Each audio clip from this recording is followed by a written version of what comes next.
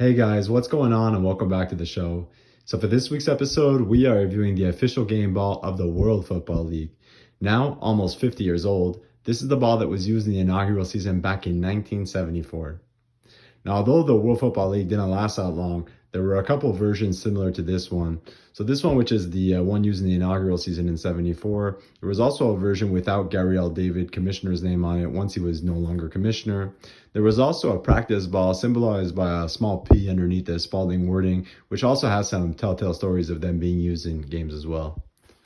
So starting with the leather, Spalding used what's called a Palomino gold leather, which has this bit of a yellowish tint to it. Now obviously the leather has brown and darkened over time, and the leather is broken in, but the leather has an absolutely impeccable look to it. Really sets itself aside from footballs of today.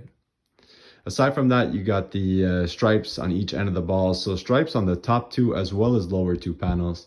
Now, they are there basically for tracking purposes. There's no tackiness to the stripes, and they are much wider than your typical stripes of today. You'll also see that they're closer to each end, which is really unique in itself there.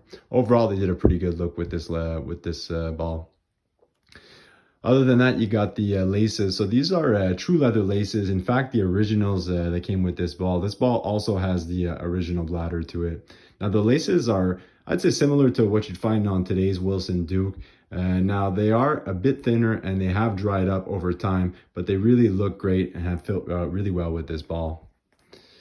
So the largest difference with this ball actually has to do with the weight and the size of the ball. So it's a bit heavier than your traditional ball, and the short and long circumference are both longer than what you'll find on today's pro balls. So it does have a different feel to it, given its size and weight, but it's pretty amazing. So we'll give you guys a couple of looks at the ball. So on this side, you got the WFL wording and the Gary L. Davidson signature, all in a really nice black press. On this lower panel of the ball, you got the World Football League wording and that OG World Football League logo. And then on the valve side of the ball, you got the only official ball of the WFL, two bold lines on top and below of the Spalding stretch font, inflate to 13 pounds, the valve, and a stitch around the valve. So overall, an amazing ball. It's really held up really well over time. These will run you much more than what your typical football does, multiple times than a pro football of today. And they're pretty hard to find. You can still catch them online from some private sellers. And they're definitely good catches if you can find one. So that's it for this week's review. I hope you guys liked the vid. Don't forget to hit that like button and subscribe if you haven't already. And tune in next week for another official leather football review.